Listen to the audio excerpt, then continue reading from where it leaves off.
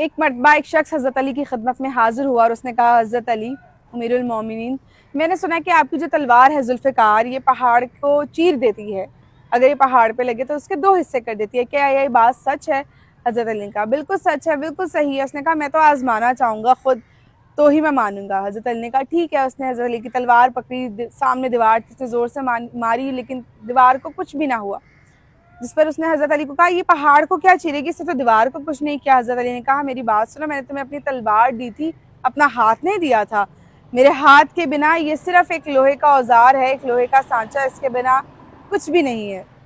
اسی طرح سے ایک دفعہ حضرت علی اپنے خچر پہ سوار ہو کے مسجد نماز ادا کرنے کے لیے جا رہے تھے کہ جب وہ مسجد پہنچے تو انہوں نے اپنا خچر، جو خچر کے ساتھ لگام بھی لگی ہوئی تھی، وہ انہوں نے ایک شخص کو حفاظت کے لیے دے دیا کہ وہ نماز پڑھ کے آ جائیں تو وہ اس سے لے لیں گے۔ وہ نماز پڑھنے کے لیے مسجد میں تشریف لے گئے، اس شخص کے دل میں بے ایمانی آ گئی، اس نے وہ خچر سے لگام اتاری اور وہ وہاں سے فرار ہو گیا۔ جب حضرت علی مسجد سے باہر آئے تو ان کے ہاتھ میں 2 درہم تھے، وہ دینا چاہ رہے تھے اس انسان کو کہ اس نے ان کے خچر کے اوپر ان کے خچر کی حفاظت کی تھی، لیکن جب انہوں نے دیکھا کہ ان کے خچر تو بنا لگام کے ویسے ہی کھڑا ہوا ہے تو انہوں نے ادھر ادھر نظریں گھما کے اس شخص کو ڈھونڈا، وہ شخص نظر نہیں آیا، تو انہوں نے وہ 2 درہم جو ان کے پاس ہے وہ اپنے پاس رکھے اور پھر وہ خچر پہ سوار ہو کے اپنے گھر چلے گئے۔ گھر جا کر انہوں نے اپنے غلام سے کہا کہ یہ 2 درہم لو، یہ میں نے کسی کو دینے تھے کہ اس نے میرے خچر کی حفاظت کی تھی، لیکن وہ وہاں پہ نظر ہی نہیں آیا اور لگام بھی غائب تھی وہاں سے، تم ایسا کرو تم جا کر لگام خرید کر لے آؤ اس کی۔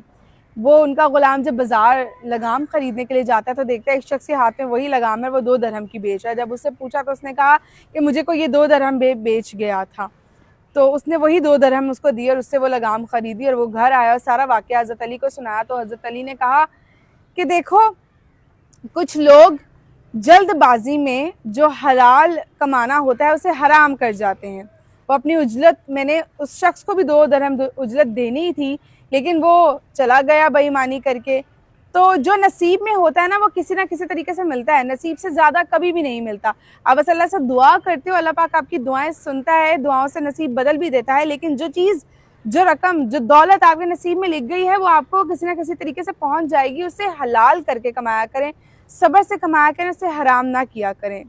نبی پاک صلی اللہ علیہ وسلم نے اس غلام سے کہا کہ نہ جانے کیوں لوگ صبر ہی نہیں کرتے، لوگ حلال کمانا ہوتا ہے، جو ملنا تو وہی اتنا ہی ہے، اس کو حرام کر لیتے ہیں۔ پھر حضرت علی نے کہا کہ مجھے 2 قسم کی عبادتیں بہت پسند ہیں، ایک سردیوں میں فجر کی نماز ادا کرنا اور گرمیوں میں روزے رکھنا،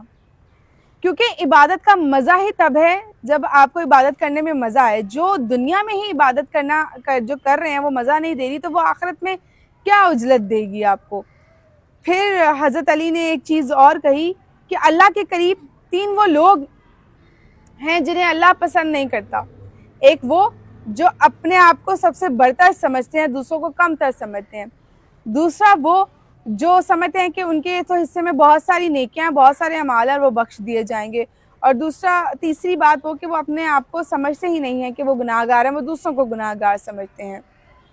ہمیں حضرت علی کی زندگی سے بہت سارے سبق سیکھنے کو ملتے ہیں جو ہماری عملی زندگی میں بہت سارے کام آتے ہیں اگر ہم ان کو اچھے سے پڑھ لیں، سمجھ لیں اور پریکٹیکلی امپلیمنٹ کرنا سٹارٹ کر دیں اپنی زندگی پہ، لیکن ہم ایسا نہیں کرتے۔ ہم اپنے نبیوں کے واقعات کو ہم دیکھتے ہی نہیں ہیں،